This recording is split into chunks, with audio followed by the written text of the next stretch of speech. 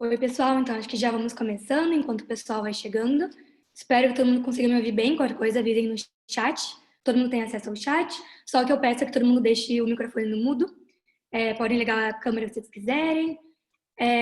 Mas aí depois, quando a gente tiver o Q&A, a gente deixa vocês ligarem o microfone para poder falar suas perguntas, ok?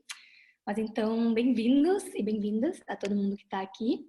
Super feliz de estar organizando de novo mais um webinar do Empodera Clima. Para quem não sabe, a gente fez um webinar em 22 de abril, no Dia da Terra.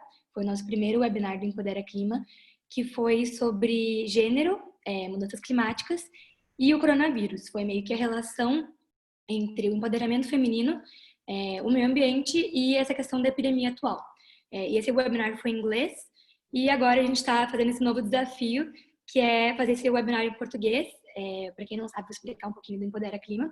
O Empodera Clima é uma plataforma online educacional com conteúdo de igualdade de gênero e mudanças climáticas, né? Muitas pessoas não sabem qual a relação das mulheres, qual a relação do empoderamento da mulher com a mudança do clima.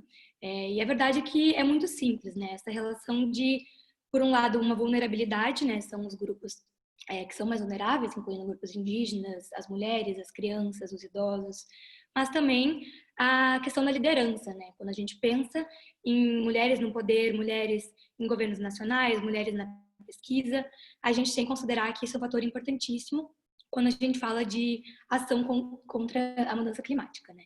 Então, o Empodera Clima, ele tenta trazer essa pauta de uma forma mais educacional. Então, se vocês quiserem olhar o site depois, é empoderaclima.org. E a ideia é justamente compartilhar podcasts, documentos de pesquisa, artigos, tudo que existe por aí nessa temática. E o diferencial é que a gente faz isso em vários idiomas. Então, nosso idioma principal é o inglês, porque o Empodera Clima ele é baseado em uma ONG chamada Care About Climate, que é uma organização norte-americana, baseada nos Estados Unidos. Mas eu sou brasileira, né? A gente tem muitas pessoas da nossa equipe brasileiros, então a gente sempre busca trazer esse fator da América Latina. Então, ano passado, a gente lançou espanhol e português também na plataforma. Então, todo o conteúdo que existe em inglês, vocês vão achar também em português e em espanhol. E agora, faz mais ou menos um mês, a gente começou também a adicionar conteúdo em francês, justamente para poder atingir mais públicos na África, por exemplo, em vários outros países que falam francês. Então, a ideia é realmente a gente poder tornar esse conteúdo sobre justiça climática e igualdade de gênero um pouco mais acessível para as pessoas ao redor da América Latina, do sul global no geral. Então, essa é a ideia do Empodera Clima.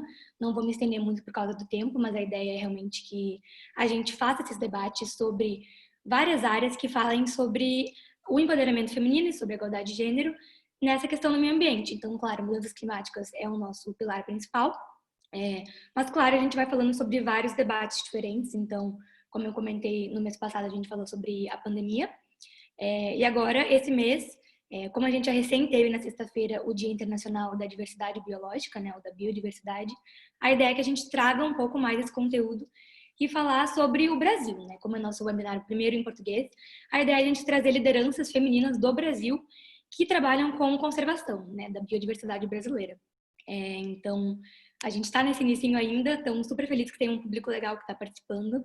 E isso é muito bom, porque mostra o interesse. Acho que o primeiro passo é a gente ter interesse, né, das pessoas em entender a importância dos direitos humanos e da igualdade de gênero quando a gente fala de meio ambiente, né? Para salvar o planeta, a gente precisa juntar todos esses grupos diferentes. Então, a gente não pode esquecer a biodiversidade, né? A gente não pode esquecer que a gente está falando de uma biodiversidade gigante no mundo inteiro e o Brasil, obviamente, faz parte dela. Então, essa é a ideia. Acho que eu esqueci de me apresentar no início, mas eu sou a Renata, eu sou a fundadora do Empodera Clima. Eu estou mais ou menos um ano lidando com essa plataforma, mas já faço mais ou menos uns 5 anos pesquisa e advocacy na área de política global do clima e igualdade de gênero. Então, muito bom finalmente poder contar com um público maior do Brasil e poder falar um pouquinho sobre essa questão tão importante, né, visando esse Dia Internacional da Biodiversidade que passou agora. E para quem não sabe, só para explicar um pouquinho, o Dia Internacional da Biodiversidade, que foi agora 22 de maio, ele foi criado pela ONU, pela Organização das Nações Unidas, lá em 1992, justamente com o objetivo de conscientizar a população sobre a importância, né, da diversidade biológica e a preservação dela ao redor do mundo. E essa data condiziu justamente com a aprovação do texto final Convenção da Diversidade Biológica, né, da ONU, que é CBD, para quem conhece, que é justamente o que rege a nível internacional as relações né, entre os Estados-membros da Convenção no que diz respeito à biodiversidade mundial, né, do planeta inteiro. Então, claro que o escopo é muito grande, mas a gente não pode esquecer de falar dos países que têm essa biodiversidade gigantesca, como o Brasil, e a gente não pode deixar isso em segundo plano, né? A gente, claro, tem a pandemia nesse momento, tem o coronavírus, e com certeza isso deve ser a prioridade. A gente já falou no webinar passado que a gente não pode deixar isso em segundo plano, mas é importante a gente sempre pensar, né? Que a gente está numa época de crise climática, de emergência climática, e isso não vai passar. Então, a gente tem que pensar, assim, a pergunta que eu sempre me faço é qual o mundo que a gente quer após a pandemia, né? Quando a pandemia acabar, o que a gente vai estar deixando do nosso planeta, e não só para a gente, né? Não só para quem está aqui agora, mas para gerações futuras, né? A gente pensa muito nisso quando a gente fala de juventude e dos nossos filhos, dos nossos netos, as pessoas que virão depois da gente. A gente tem que considerar o planeta que a gente vai deixar para elas, né? E o desenvolvimento sustentável é isso, basicamente. Então, essa é a ideia do webinar de hoje, e nós temos duas palestrantes incríveis hoje que vão participar. Estou super honrada de tê-las no webinar do Empodera Clima. Então, primeiramente, obrigada pelo convite, obrigada por estarem aqui, Sandrine e Flávia. Vou apresentar um pouquinho delas e depois a gente vai fazer a apresentação de cada uma. Elas vão fazer uma apresentação do trabalho delas e contar um pouquinho sobre qual é o escopo da área delas dentro da biodiversidade, porque eu acho que mesmo as duas trabalhando com o setor da biodiversidade, são áreas muito diferentes, né? São escopos ou da área de política ou da área mais de campo. Então vai ser muito interessante poder ouvir esses dois lados desse trabalho no Brasil. Mas então vamos lá. Primeiro que eu vou apresentar é a Flávia Miranda. A Flávia, ela é veterinária, é professora da Universidade Estadual de Santa Cruz em Ilhéus, na Bahia, e é fundadora e presidente do Instituto Tamanduá. Ela tem mais de 2 décadas de atuação no campo, tanto pelo Brasil quanto ao redor do mundo, e ela é uma referência mundial em estudos sobre animais da superordem de mamíferos xenártras, que são esses mamíferos mais antigos da América Latina, que inclui tatus, tamanduás e preguiças. E ela é a primeira mulher a ser residente na veterinária silvestre no Brasil, e também uma das mulheres na conservação, que é uma série de reportagens da National Geographic Brasil, e também tem uns podcasts. Então depois eu vou deixar aqui o link no chat, porque é realmente muito interessante e tem tudo a ver com o que a gente vai estar falando hoje. E a Sandrine Gouveia, que também é a nossa segunda palestrante de hoje. A Sandrine, ela tem graduação em Ciências Biológicas pela Unicamp, e desde então ela tem trabalhado com a interface natureza e sociedade como objeto de estudo. Durante a iniciação científica dela, ela discutiu a conservação e o manejo de recursos naturais do uso comum em sistemas socioecológicos complexos, que foi a ocasião que possibilitou a familiarização com conceitos como a resiliência e adaptabilidade. Hoje, a Sandrine é analista de projetos da equipe de Biodiversidade e Resiliência do ICLEI, da América do Sul, que é uma rede de governos locais articulados em prol da sustentabilidade e do desenvolvimento sustentável. Então, ela trabalha pela integração e disseminação da biodiversidade, das soluções baseadas na natureza, no poder público regional. Então, acho que deu para ter uma ideia das palestrantes bem diferentes que a gente tem aqui hoje, umas duas mulheres incríveis que estão fazendo realmente uma diferença muito grande na conservação da biodiversidade brasileira. Então, vai ser muito bom poder ouvir um pouquinho de cada uma delas. E eu vou botar alguns links aqui no chat, enquanto elas vão falando, tanto do Empodera Clima, para vocês poderem olhar depois do webinar, tanto quanto da Mulheres na Conservação, como eu comentei antes, eu acho que é muito legal mesmo vocês puderem dar uma olhada. E também da newsletter do Empodera Clima, para quem tiver interesse em acompanhar mais esses assuntos, e não ser só hoje, acho que é legal para a gente poder manter esse papo contínuo, né, e aprender um pouquinho mais e ter esse diálogo. Acho que é a questão mais importante quando a gente fala de justiça climática, né, a gente poder dialogar. Então, esse vai ser o sistema de hoje. A gente vai ter essas duas mini apresentações e depois a gente vai ter um Q&A, tem uma pergunta inicial para cada uma delas. Mas se vocês tiverem perguntas durante a palestra, só botar ali no chat que a gente depois escolhe. E se não dá tempo de responder tudo, não se preocupem, a gente só tem 1 hora, eu sei, mas depois a gente manda por e-mail essas informações e mais documentos e as apresentações também das duas palestrantes. Mas então é isso. Muito obrigada de novo por estarem aqui. Espero que vocês gostem desse papo. Então, eu vou passar a palavra para a Flávia primeiro, para ela fazer a apresentação dela. Então, Flávia, contigo. Renata, boa noite. Obrigada, gente, pelo convite. Um prazer enorme estar aqui, podendo falar de biodiversidade, que, como a Renata falou, eu amo, né? Estou há mais de 20 anos trabalhando em prol da conservação da fauna brasileira. Eu coloquei alguns slides aqui para eu mostrar. Você consegue abrir para mim, Renata, por favor? Para eu mostrar o que eu vim fazendo ao longo desses anos, né? Como a Renata falou, eu sou veterinária e fiz mestrado em ecologia, doutorado em zoologia, uma mistura toda para poder montar um projeto de conservação da fauna brasileira, né? E vem atuando ao longo desse tempo, desses anos, e lutando mesmo, não só como mulher, né, mas como um desafio de coordenar e trabalhar com fauna brasileira. Né? O Brasil tem uma das maiores biodiversidades do mundo, a gente sabe disso, mas a gente tem pouco recurso, poucos estudos, né? Uma fauna ainda muito grande. Obrigada, Renata. Para a gente descobrir. Então, eu vou mostrar rapidamente só o que a gente vem fazendo ao longo desses 20 anos, né? O Instituto Tamanduá, ele tem aí essas cinco bases, na verdade, né? Uma remota, mas essas 5 bases de campo, e que a gente trabalha com as espécies de xenartras. Então, são os tamanduás, os tatus e as preguiças, que são os animais, como a Renata já disse, mais antigos da América Latina. Então, existe, inclusive, uma hipótese de que eles são a base dos placentários, ou seja, a base de todos nós, né? De todos os mamíferos que têm placenta. Pode passar para mim, por favor? Isso. E essa base que a gente tem no Pantanal, a gente trabalha com muitos cursos de conservação. Foram mais de 250 alunos já ao longo desses 9 anos, onde a gente capacitou e ensinou a trabalhar a campo, trabalhar com manejo de fauna, clima, entre outros assuntos. Por favor, puder passar.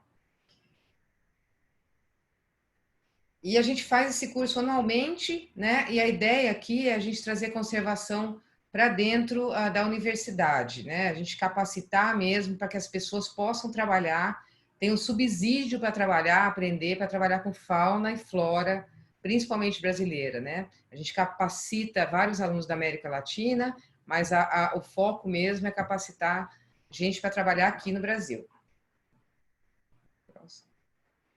Eu não consigo passar, só você, Renata. Então, e aí só mostrando mais uma foto do curso. Pode passar, por favor. E a outra base que é na Bahia, que a gente trabalha com esse bicho lindo aí, que é a preguiça de coleira, uma espécie exclusivamente brasileira, né? Que está super ameaçada de extinção. Então, essa base, pode passar, por favor.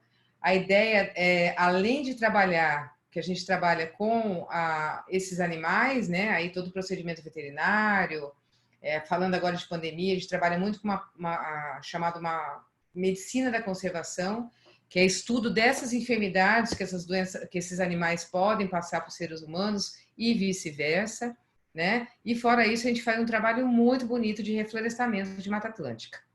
Próximo, por favor.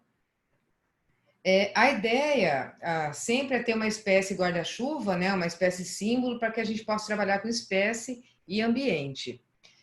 Aí colocando um rádio colar, a gente coloca um rádio, uma mochilinha na preguiça e a gente consegue rastrear ela com GPS e ver toda a área de vida e uso de espaço, o que ela se alimenta.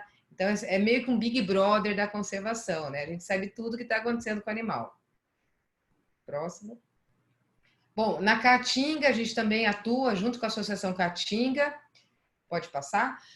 Para quem não sabe, a Caatinga é um bioma exclusivamente brasileiro, que está muito ameaçado de extinção, que tem um problema sério com mudança climática, né? A desertificação.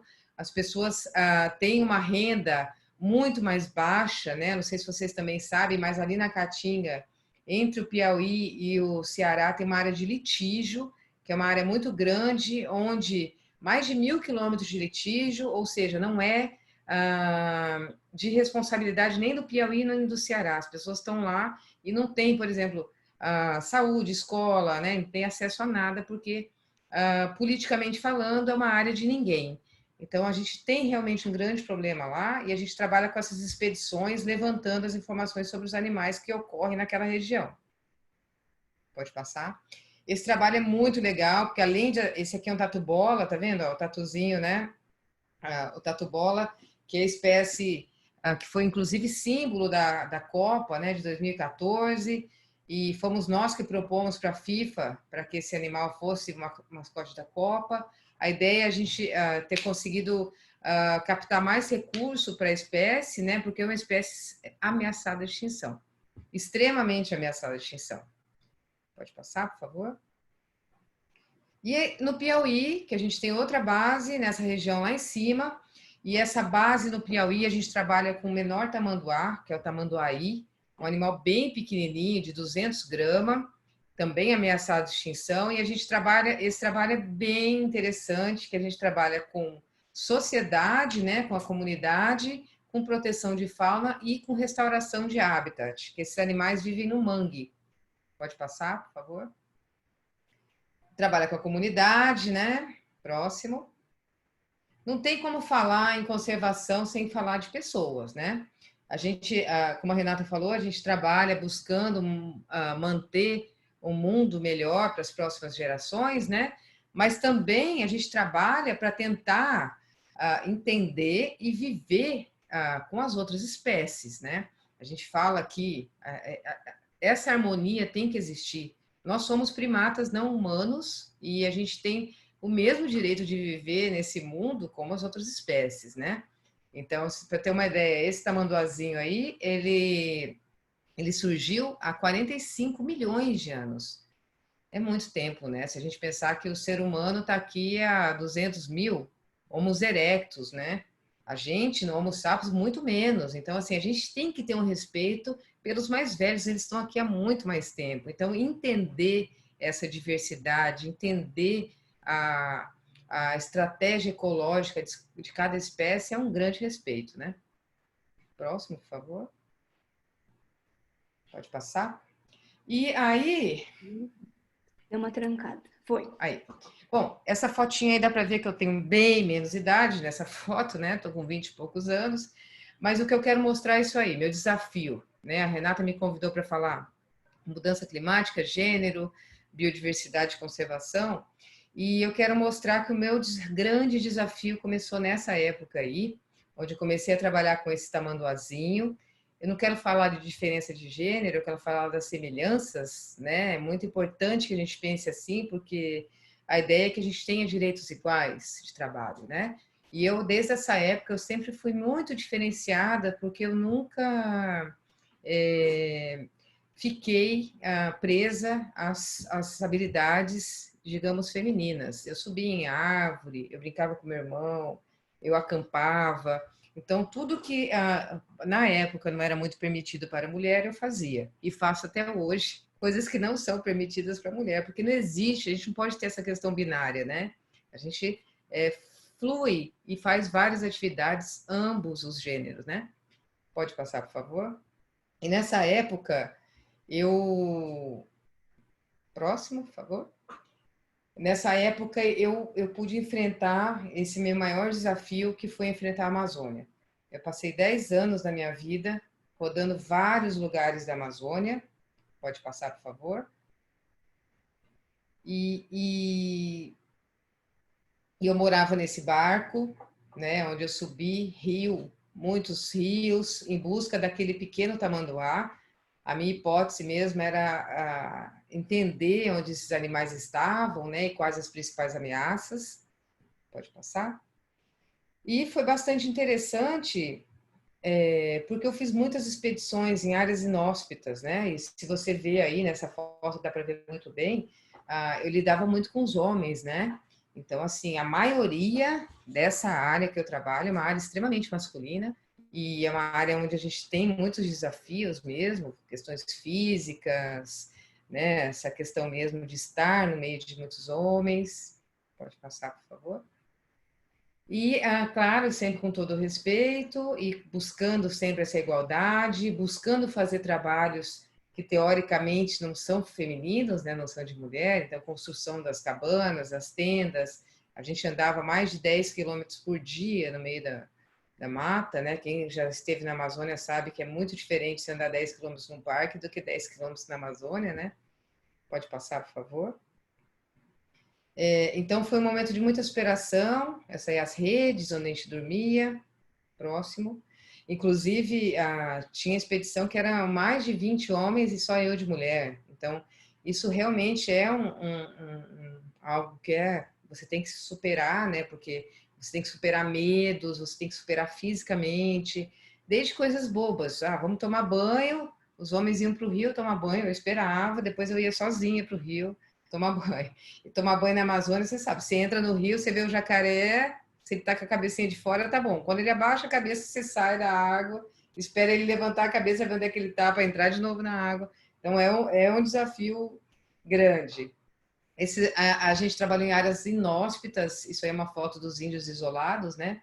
Para quem não sabe, a Amazônia tem mais de 19 tribos de índios isolados ainda. Por favor, próximo. E morei com as comunidades, aprendi a diferença, né? A diferença cultural, a diferença econômica, diferença social, enfim, de gênero. Foi uma grande escola.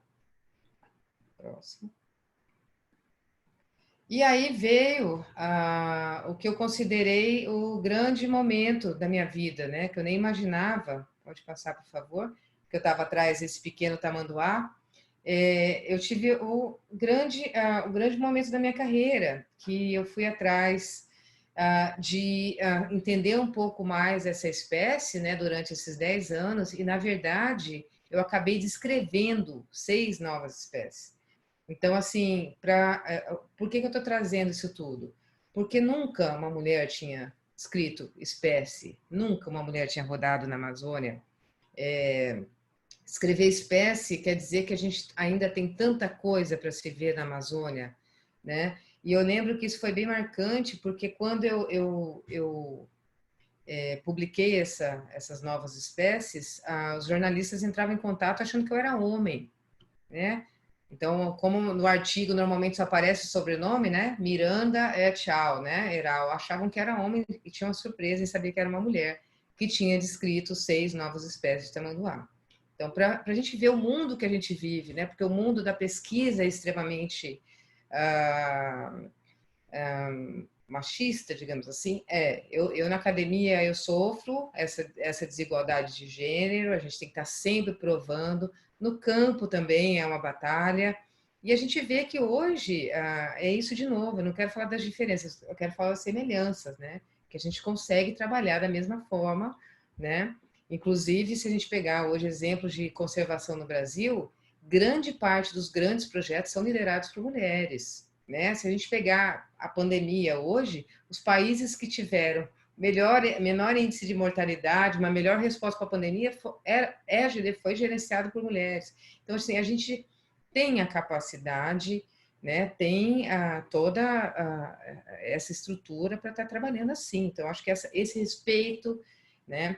Eu às vezes brinco que eu acho que a cultura da mulher, o homem é muito ele nasce muito para ele, né? Culturalmente ele aprende a cuidar de si. A mulher desde pequena a gente já é do social, né? A gente ganha já panelinhas para fazer comida para todos, a gente ganha boneca para cuidar do filho. Então a gente consegue muitas vezes fazer muita coisa pela parte cultural do aprendizado infantil, né? Eu acho que isso que é interessante a gente pensar e não é colocar mais feminino ou mais masculino, longe disso, mas é pensar mesmo na igualdade, né? Eu vi que a sala também tem bastante homem, né? E é isso que muda, realmente. Esses homens que estão aqui, esses homens que querem entender essa diferença, né? E nós mulheres que queremos igualdade e não ser melhor que ninguém, né? Igualdade de gênero. Próximo, por favor. Bom, e por fim, só mostrando que essa base no Piauí, onde foi descrita a espécie, tem o maior mangue da América Latina, né? E hoje a gente está trabalhando, trazendo a questão do clima, agora trabalhando um reflorestamento de mangue, porque a gente descreveu essas espécies, né? E como eu falei, a maioria das espécies da biodiversidade a gente pode usar como espécie guarda-chuva, e é isso que a gente está fazendo. Esse conceito é uma espécie bonita, uma espécie símbolo, que ela, sendo preservada, vai preservar todo o resto do ambiente. né? Então, o tamanduá aí é um animal muito bonitinho, vocês viram a foto aí.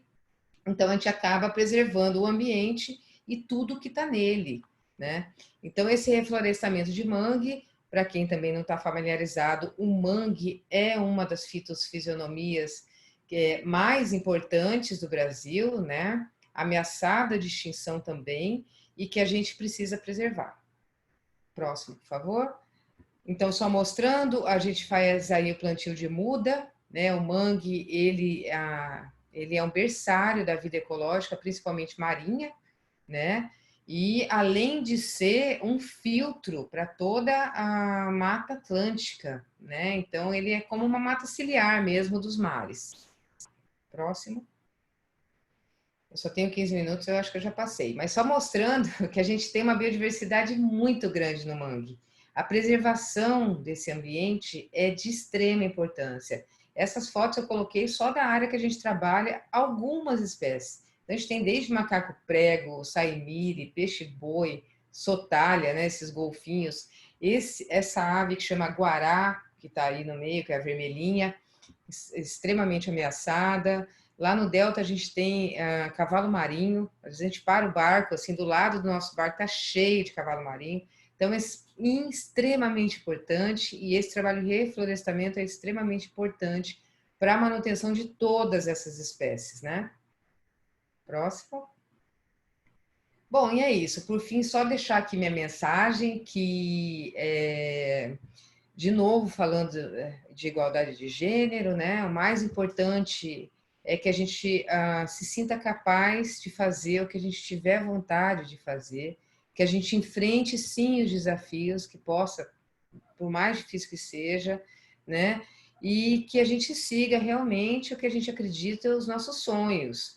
Eu, sinceramente, naquela foto que vocês me viram lá atrás, que eu estava com 20 anos, eu não imaginava que eu chegaria hoje a coordenar um instituto onde a gente tem 4 bases, onde a gente refloresta mangue, trabalha com comunidade, trabalha com o empoderamento da mulher, né, criando a geração de renda, emprego, porque, de novo, essa questão clima e o feminino ela é muito importante. O empoderamento da mulher, o aumento econômico e de educação vai realmente fazer diferença na mudança climática, né?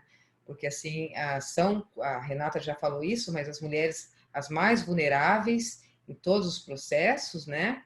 E com esse empoderamento e educação, a gente consegue realmente fazer com que a mulher tenha muito mais autonomia de vida, né? Então, o empoderamento econômico, social, de educação, ele faz com que a mulher planeje melhor a sua vida, que a mulher consiga fazer um planejamento estratégico, inclusive de maternidade, né? Então, assim, várias questões que são super importantes, tá? Eu acho que é isso, Renata. Só mesmo colocando aí um plus, né, do que eu estou fazendo e para a gente poder bater um papo aqui. Show, muito obrigada, Flávia. Deixa eu tirar aqui a tela para a gente voltar. Muito obrigada por essa fala. Já vi que tem uns comentários, muita gente que gostou e mandou parabéns e quer saber mais. Já tem algumas perguntas até também para a gente responder depois. Mas eu acho que é isso, né, que eu falei no início, poder mostrar realmente que existem mulheres que estão nessa posição de liderança, principalmente no Brasil, lidando no campo mesmo, fazendo descobertas, né, indo para esse campo desconhecido. E mulheres líderes, né, porque realmente isso acontece muito, acaba que a suposição é que é um homem naquele lugar de poder, né, tanto na pesquisa, quanto na ciência, enfim, na política. Então é importante a gente desmistificar isso, né, eu acho que começa com educação. Isso que é a ideia do Empodera Clima, a ideia desses debates, a gente poder falar e mostrar que realmente tem pessoas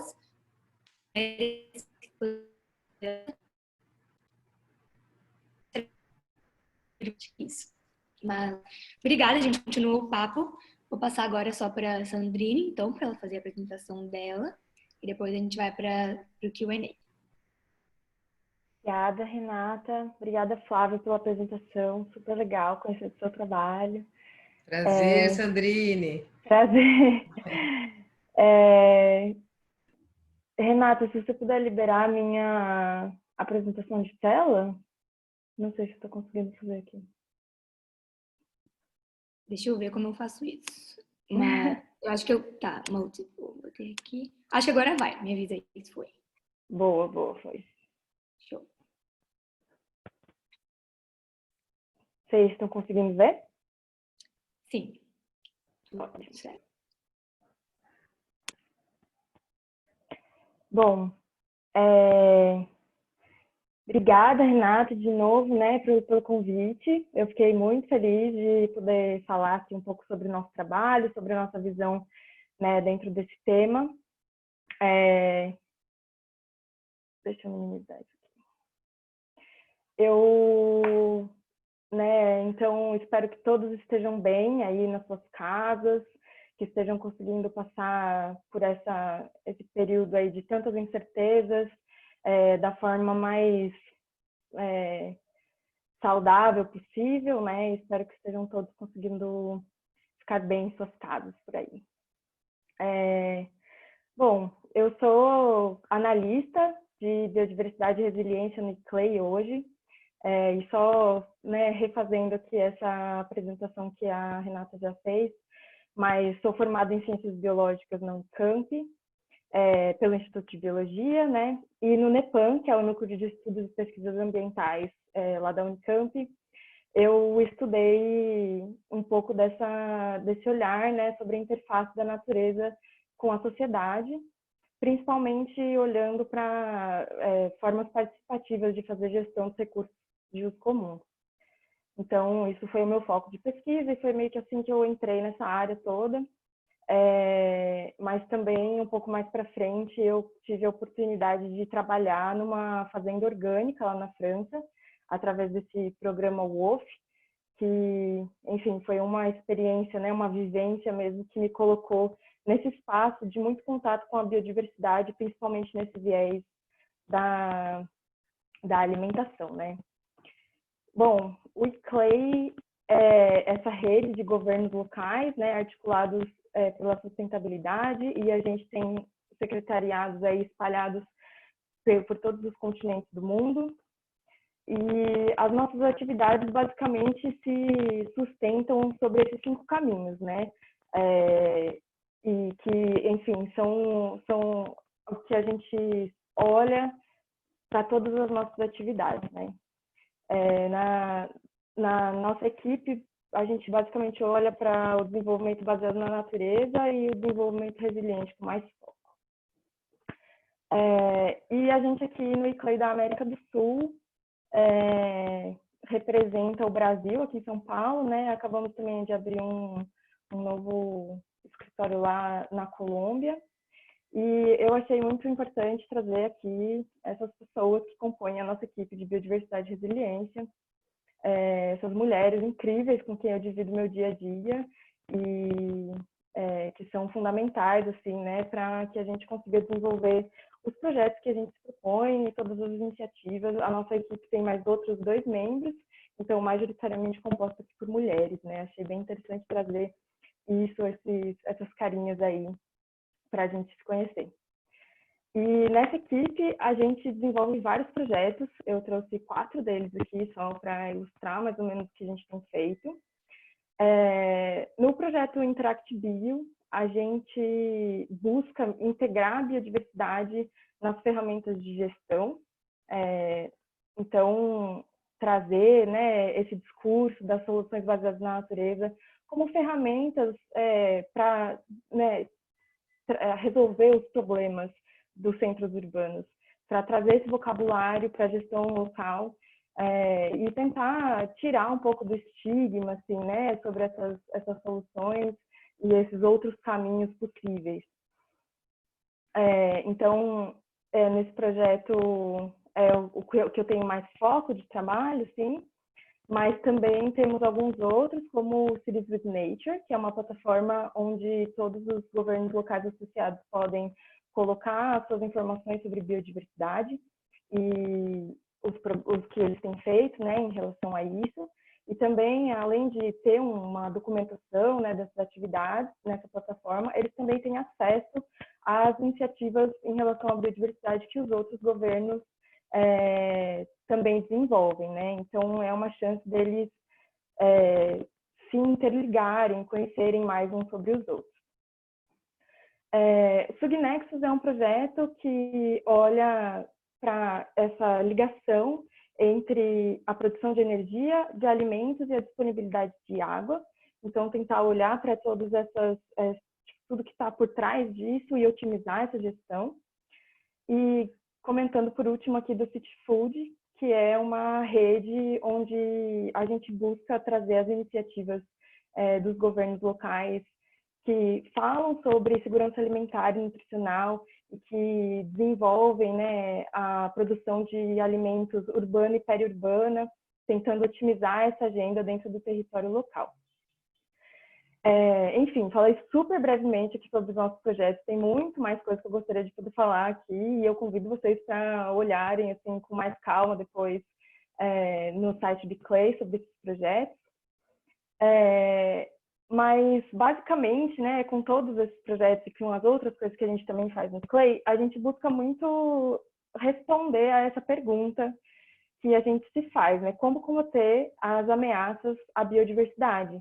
O que a gente pode fazer para combater essas ameaças que a gente já tem identificado, né? Como, por exemplo, a segregação dos ambientes naturais, a perda de habitat, enfim. Ainda mais num país tão biodiverso como o Brasil, né? E que a gente tem essa responsabilidade com o país mais biodiverso do mundo, né?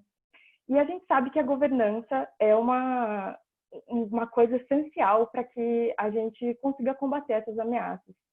E a governança, então, se materializa através de leis, né, de boas instituições, de técnicas e de o destinamento bom de orçamentos. Então, a gente entende isso, né, e é mais ou menos nesse viés que a gente vai atuando nos nossos projetos. E eu acho, assim, que a mensagem, né, que eu gostaria de trazer aqui, principalmente hoje, é que essa governança da biodiversidade tem que ser transpassada de uma forma transversal mesmo, pela questão de gênero. A gente precisa entender como o gênero atinge, né, essa nossa discussão. A gente não pode esquecer da agenda do gênero e dos papéis de gênero, como isso impacta na forma que a governança tem que ser feita pela biodiversidade. Né, pensando assim que a gente não pode combater as causas da perda de biodiversidade com metade da população. A gente precisa, de fato, olhar para todo mundo que está interagindo com a natureza e fazer políticas que sejam eficientes para governar essa relação. E muito se tem feito em relação a isso, né? A gente usa esses marcos globais, essa política internacional muito como guia dos nossos projetos, é aí que se ancoram todos esses projetos que eu comentei, né? Eles estão muito ancorados nesse discurso que vem sendo construído pelas agências internacionais. Então, eu trouxe aqui alguns exemplos bem pontuais, por exemplo, os Objetivos de Desenvolvimento Sustentável, né? Que trazem, por exemplo, a igualdade de gênero nos seus Objetivos 5.5 e no 5.A de forma explícita, assim, né? Em relação à natureza. Então, essa política internacional já está bem direcionada e já nos coloca nesse caminho, entendendo o gênero como um olhar importante, transversal para a gestão dos recursos naturais. Também tem consolidado aqui, né, na Convenção da Diversidade Biológica, nessa meta 12/7, e eu acho que aqui eles trazem de uma forma muito clara, e eu acho é exatamente isso assim, que eu quero dizer com toda essa minha fala, como é importante identificar a influência dos papéis e a relação de gênero no uso, no manejo e na conservação da biodiversidade. Como esses estigmas, né, do lugar da mulher e do lugar do homem influenciam no jeito que as pessoas lidam com a natureza. Porque é isso que vai nos ajudar a fazer políticas públicas eficientes para conservar a biodiversidade no final das contas. E esse pensamento, né, que foi aí acordado nessa convenção internacional, ele escoa para o território nacional a partir dessa nossa estratégia do Plano de Ação pela Biodiversidade. E, enfim, trazendo esse discurso da participação e tudo mais, tentando integrar todos os atores da sociedade, trazendo isso como discurso. Mas é muito importante que a gente se lembre que aonde as coisas realmente acontecem, né, e trazendo aqui o discurso muito forte do Clay, que os governos subnacionais e os governos locais têm um papel imprescindível nisso. né, em realmente pegar essa agenda e pegar essa intenção e materializar a partir de estratégias e de projetos no território.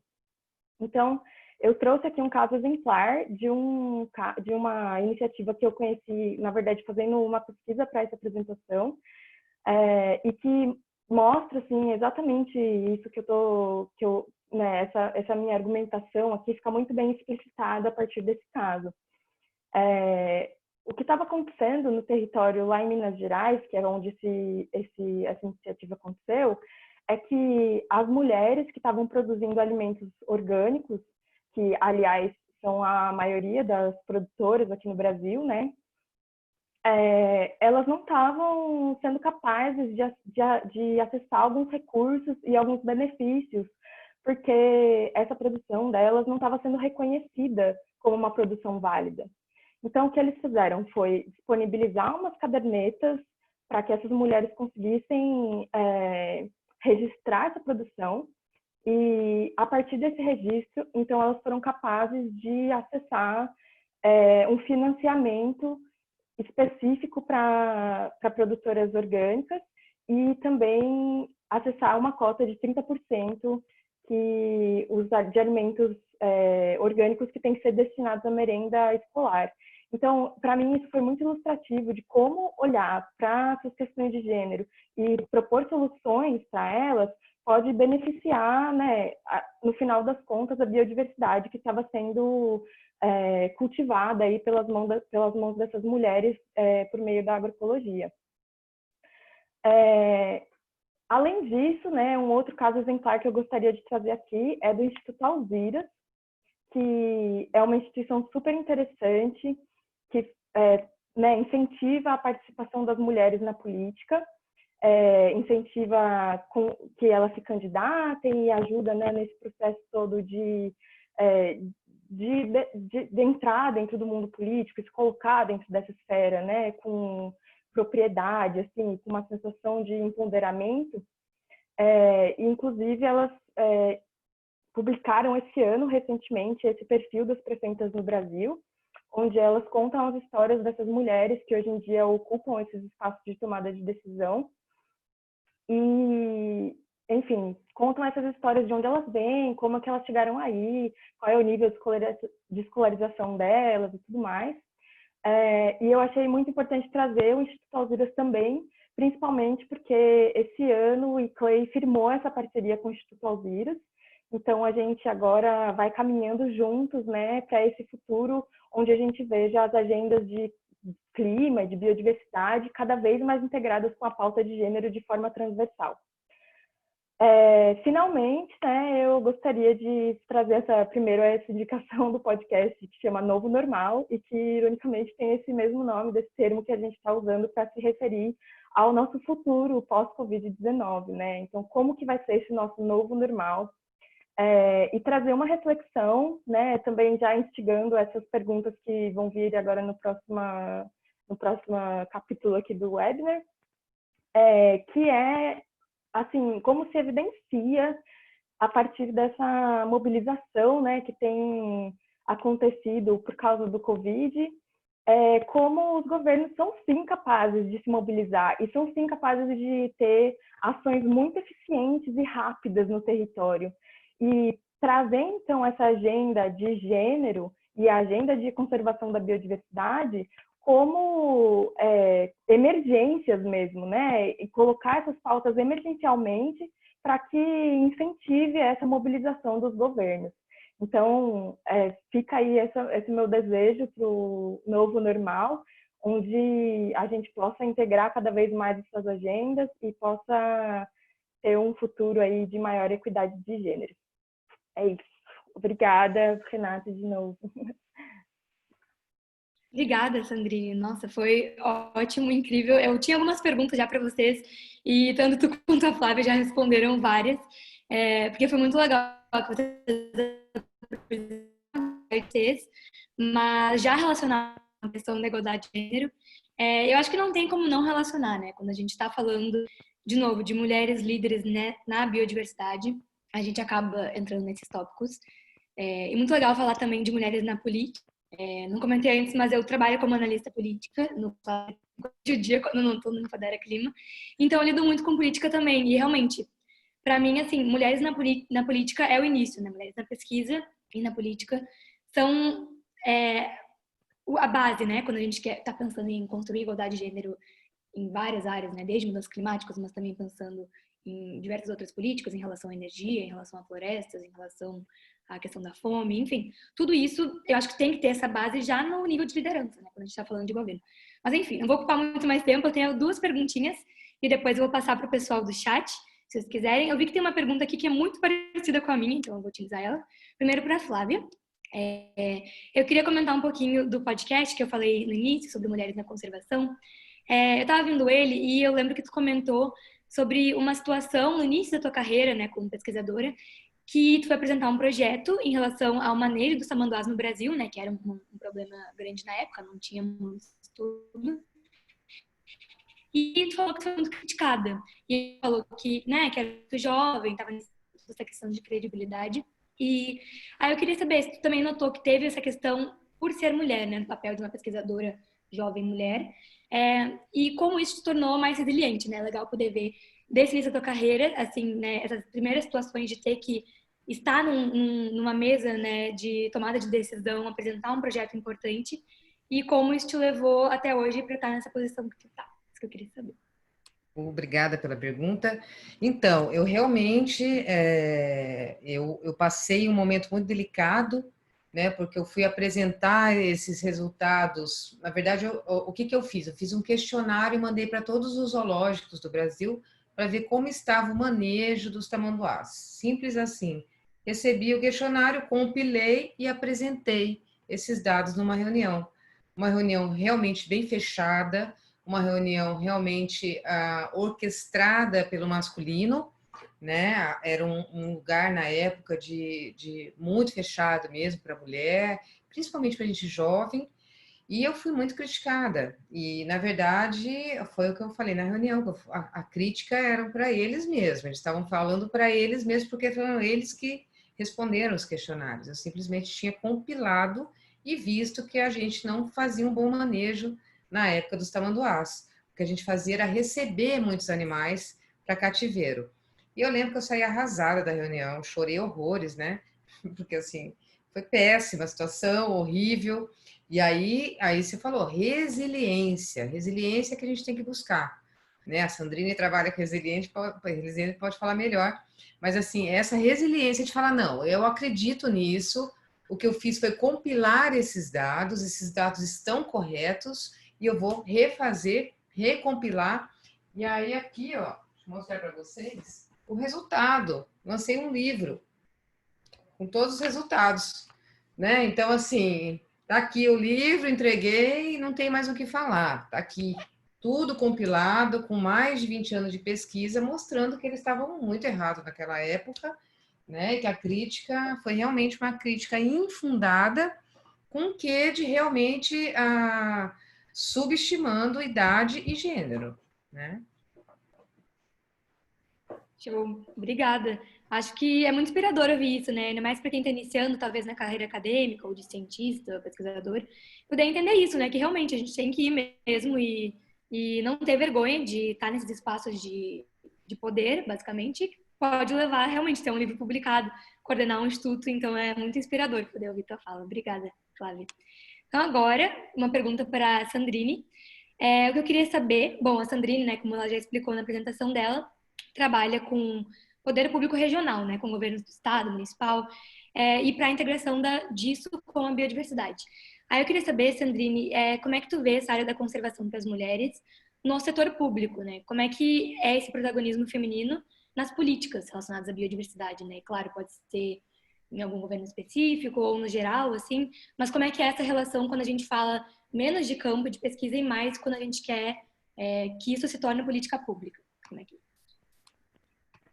Sim, acho que é uma reflexão muito importante, assim, da gente fazer, né? Porque quando a gente olha para a representatividade das mulheres dentro do setor público, é escancarado essa diferença de gênero, né? Assim, a representatividade das mulheres é muito pequena. a gente teve uma presidente mulher, por exemplo, né? Isso já nos mostra, assim, como essa diferença é gritante. Então, e obviamente no poder público local isso também está presente, sabe? Uma presença muito mais forte de homens e uma normalidade, né, do homem ocupar esse espaço de poder e de fala. Definitivamente isso existe. E claramente, eu acho que o que é importante ser dito é que isso não é um reflexo de uma incapacidade feminina. Não é porque as mulheres não têm capacidade de estar ocupando esse espaço. Porque, por exemplo, as mulheres são a maioria se formando no ensino superior, né? Isso é só um dos exemplos assim que comprovam que a mulher tem capacidade, sim, intelectual de estar ocupando esses espaços. Então, eu percebo, né, na minha rotina de trabalho e tendo essa interação com os governos locais, que a gente tem mulheres impressionantemente competentes, assim, extremamente inteligentes e capazes, e que vêm fundamentadas e armadas de dados, assim, de muita robustez mesmo, mas que têm essas dificuldades que são colocadas devido ao papel de gênero, né, em ocupar esses espaços. Mas queria também terminar aqui a fala com um tom de otimismo, porque a gente vê cada vez mais as mulheres sendo, né, ocupando esses espaços. Trabalho nos meus projetos com mulheres incríveis e que ocupam cargos de diretoria. Então, eu acho que a gente está caminhando por um futuro onde, na política pública local, essa realidade de disparidade de gênero vai se atenuando, mas que é muito importante que a gente perceba essas diferenças e continue, né, nesse caminho para que ela se diminua. Certeza. Obrigada, Sandrinha. Acho que é isso mesmo, né? A questão não é que não existem mulheres trabalhando nisso, mulheres competentes. A questão é que a gente tem que botar elas nessa posição, né? A gente tem que dar voz a essas pessoas que, muitas vezes, né, mulheres indígenas, mulheres de periferias, que têm o conhecimento e às vezes não têm o lugar de fala, não têm a plataforma para poder compartilhar esse conhecimento. Então é muito legal a gente poder pensar isso no âmbito das políticas públicas. Bom, se ninguém tem mais perguntas, eu vou fazer mais uma muito rapidinha para vocês duas, que é bem geral mesmo, assim, pensando nessa nossa temática de hoje, pensando né, no nosso futuro do Brasil, né, e toda essa questão da questão da biodiversidade, questão do meio ambiente está um pouco em segundo plano, não só pelo coronavírus, mas por outras questões, como todos sabem. É importante a gente pensar, né? A minha pergunta é: quais seriam os desafios para nós ou para as mulheres que trabalham com isso na conservação do Brasil, né? Quais seriam os próximos passos, pensando, né, no que está acontecendo com a Amazônia, no que está acontecendo com a biodiversidade, né? Que, claro, tem muita gente cuidando, mas existe também grandes desafios nesse sentido, né? Que é o que volta para aquilo que eu falei no início, né? A questão do desenvolvimento sustentável, o que a gente vai deixar para as futuras gerações, né? Tanto no Brasil quanto no mundo. Então, se vocês puderem falar bem rapidinho sobre os desafios e também oportunidades para a gente terminar num sentido, né, num tom um pouco mais positivo, para as mulheres que estão trabalhando na conservação do Brasil, focando especificamente no nosso país. Aí, Sandrine ou Flávia, quem quiser comentar. Pode, Sandrine, pode. Vai, Sandrine, eu sempre começo.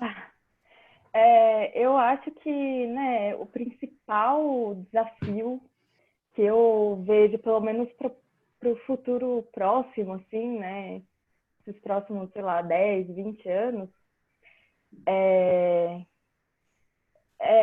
realmente assumir que o governo federal não vai ajudar a gente, tipo, entender isso, internalizar isso, tipo, de fato, assim, o governo federal não vai estar do nosso lado e cada vez mais empoderar os governos locais e as iniciativas das comunidades locais e tradicionais também, para, de alguma forma, conseguir, né, trazer as soluções de baixo para cima. Porque de cima para baixo a coisa não vai rolar, assim, cada vez fica mais explícito, eu acho, né? E além disso, né, além de fortalecer as comunidades locais, eu acho que a gente também precisa, enquanto minorias, assim, enquanto esferas que não têm um acesso tão fácil ao poder, ter um esforço muito íntimo mesmo de se colocar nesses lugares, sabe? Um esforço de se enxergar capaz e de se enxergar como potência, assim. Então, acho que essas duas coisas que vieram na minha cabeça, assim, bem rapidamente, e que eu acho que vão ser as nossos guias aí para os próximos anos.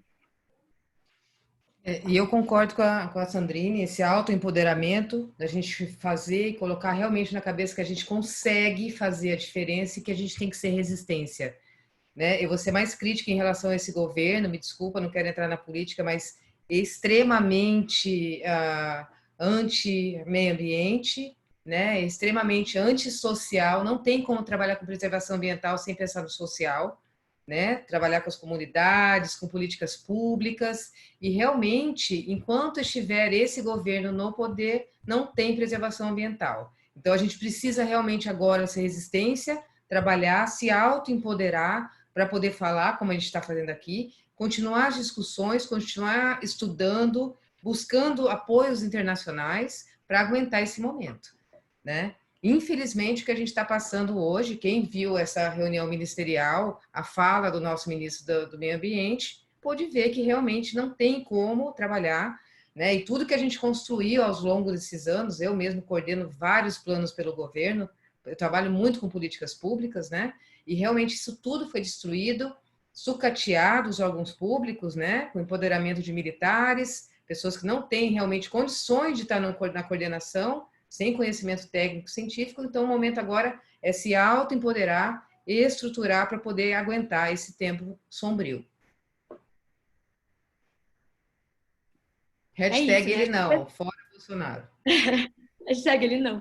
Eu acho que vocês duas, né, falaram a palavra autoempoderar. Eu acho que tem muito a ver, né? Por isso que a nossa plataforma que a gente criou chama Empodera Clima, né? Se a gente não empoderar as pessoas, não adianta, né? Acho que realmente, como a Flávia falou, não tem como a gente falar de ação contra a mudança do clima, de cuidar do meio ambiente, cuidar das nossas florestas, sem a gente falar do social, né? Porque são povos que vivem ali, são pessoas que vão ser afetadas, são espécies, né? São animais que estão aqui muito antes da gente, né? Como a Flávia falou, muito antes também, né? Dos tamanduás e tudo mais. Então, a gente tem que pensar nesse fato mais humano, né? Quando a gente fala de meio ambiente. E eu realmente acho que começa por educação, né? A gente viu o trabalho que o Clay faz com políticas públicas, o trabalho que a Flávia faz no Instituto Tamanduá, tem tudo a ver com isso, né? Apesar de cada uma ter o seu nicho dentro da biodiversidade, e da resiliência, que eu também acho é uma palavra muito incrível, eu acho que significa muito nesse assunto que a gente está falando hoje. A ideia é realmente a gente se autoempoderar, usar da educação para poder realmente tomar ação sobre isso, né? Poder levantar nossa voz e falar sobre o que importa, né? Que é a gente cuidar do nosso planeta em primeiro lugar. Mas então é isso, gente. Já deu 8 horas aqui. Foi um webinar curtinho, de 1 hora, mas eu acho que foi muito incrível. Eu sei, falo por mim aqui que eu amei demais ouvir de vocês duas. De novo, experiências diferentes, mas mulheres incríveis fazendo um trabalho incrível na biodiversidade, para conservar a biodiversidade do Brasil. E isso nos deixa muito orgulhosos, né? Eu gosto de sempre terminar nesse tom positivo, né? A gente tem que realmente, de novo, se autoempoderar, criticar, mas pensar que tem gente fazendo um trabalho incrível por aí, né? Pelo Brasil. Então a gente tem que reconhecer essas pessoas, compartilhar esses podcasts que falam delas, esses webinars, essas falas que mostram realmente essas pessoas que estão fazendo trabalhos incríveis e se empoderar, né? Mas acho que é isso, então, gente. Depois eu vou mandar um linkzinho pra... Diga. Deixa eu só dar uma última fala, por favor. Fala. Não, fica bom. Eu fico muito feliz de ter participado desse webinar e muito feliz de ver pessoas jovens como você, Sandrine, com essa cabeça, com essa força para fazer diferença. Essas mulheres jovens, estou vendo um bando de gente na sala novo, né? E eu agradeço, porque assim, eu falo aos perto dos meus 50 já que abri picada, fui abrindo coisas, né? E fico muito feliz que venham vocês atrás com essa força enorme. Dá a sensação de que eu não me machuquei à toa nos espinhos. Me dá a sensação de que tá tudo muito massa. Então, muito obrigada, tá? Obrigada a você, Flávia. Obrigada, Sandrinha. Obrigada a todo mundo que participou. Acho que a gente teve um número super legal de pessoas, mesmo sendo segunda-feira à noite. Mas vai ficar gravado, então depois a gente compartilha com vocês, para todo mundo que se inscreveu, e manda alguns links legais do trabalho, tanto da Flávia quanto da Sandrine e do Empodera Clima. E a gente continua, a gente vai fazer mais webinars depois, mais conversas. Mas é isso, gente. Feliz Dia Internacional da Biodiversidade e que todo mundo tenha uma ótima semana. A gente segue lutando por um mundo melhor, né? Um mundo mais sustentável. Obrigada, gente. Obrigada pela oportunidade. Tchau, tchau. Até. Tchau.